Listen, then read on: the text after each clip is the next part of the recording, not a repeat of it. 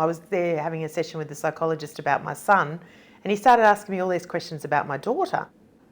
And then he says, well, why aren't you bringing her in for an assessment? And I went, really?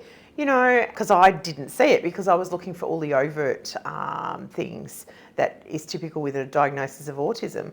And of course she came in and yes, she was definitely on the spectrum. And one reason able girls in particular may get missed for diagnosis is that they seem to have a better ability to cue in to what might be socially acceptable and to have hobbies and interests and fixations that are more socially acceptable, and so they kind of fly under the radar a bit.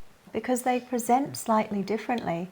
So for example, they tend to be a lot more socially capable, and they have often less of what we call the rigid or repetitive behaviours of autism.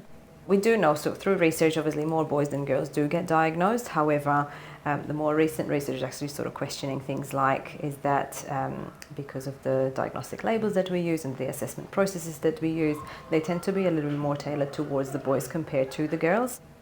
Being a girl on the spectrum has definitely delayed her diagnosis, because when she was around 2 years old, she had lots of words.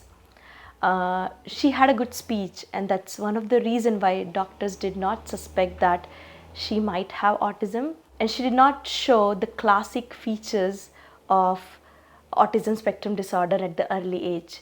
I wish I could tell you there are clear gender differences. We're seeing them.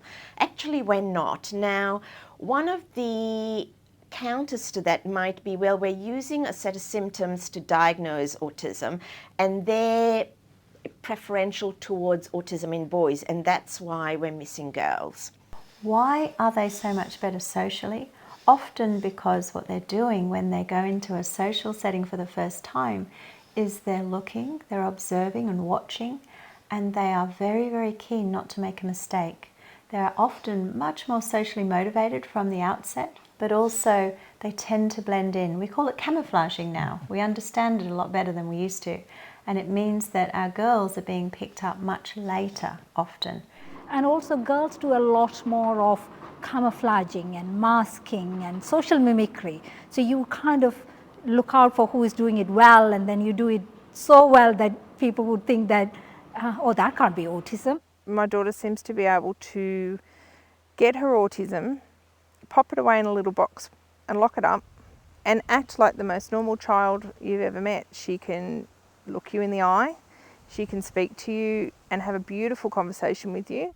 As soon as she sees me in the playground some days, she'll walk straight up to me and say, "Mum, let's go." And I know straight away that that means that she's had a bad day, and that box that she's got it all locked away in is ready to burst. She would mask while she was out in public and be able to keep herself together until she got home, and then have the meltdown, then have the tantrum, then really struggle. So we do see with the girls much stronger emotional outbursts at times, the true meltdown, being completely overwhelmed in a sensory and social way. Again, that all of those things stacked up against you in getting a diagnosis.